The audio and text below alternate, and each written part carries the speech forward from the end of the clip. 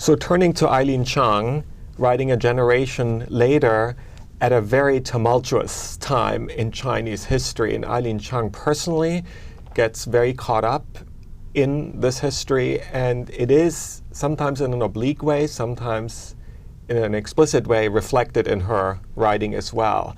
But first, about the personal biographical entanglements. What strikes you as important there? Well, she grows up in this cosmopolitan Shanghai and is a precocious writer in the 30s and into the 40s.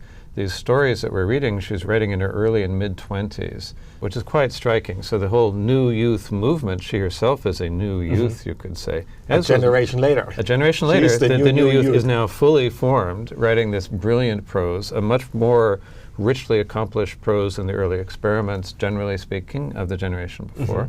So she comes into this now cosmopolitan world, and at the same time the world is falling apart. Right. There is total civil war going on in China, plus Japanese incursions, plus now they run up to World War II, which then happens.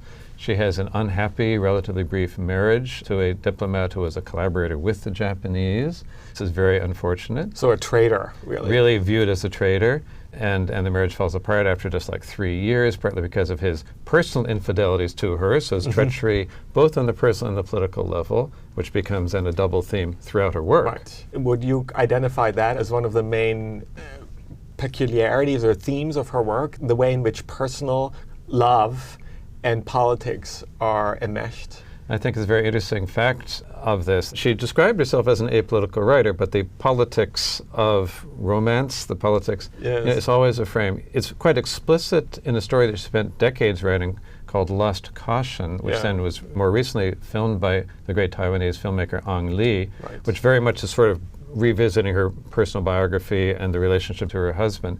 But in these earlier stories, that's never directly there. But like in the story Sealed Off, there it's quite oblique. Something has caused the streets in Shanghai to be sealed off. There's some political thing. So it's hinted, it's in the background, it's not quite there. On the other hand, in Love in a Fallen City, you actually get bombs raining down on Hong Kong. On the named date, December 8th, 1941, the day after Pearl Harbor, the Japanese now come and start bombing Hong Kong to drive the British out there.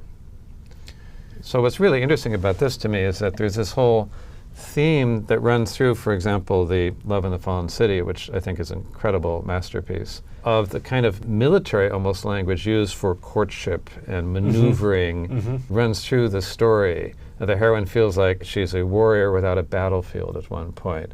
The old matchmaker, Mrs. Shu, tries a two-pronged attack. So all of this is going on. And then, ironically, the happy ending of the story, these people are brought together by the bombs raining down on Hong Kong. Right. Do you think that because of the particular historical situation in which she lived, and that's depicted in this fiction, it is impossible to separate love and warfare? That's right. I think it's very much, in that sense, in the great tradition, could go back to, say, Tolstoy, War and Peace. And let's say Tolstoy will have sections on war and sections on peace. She will really put them in the same paragraph. Now you can't separate them out even to that degree that, oh, the men go off to war and meditate on existential issues. The women are at the drawing rooms. Here, it's all one. Although, as you said, in this oblique, it's not an explicit war and peace. It's life between war and peace or something like that. It's very subtle.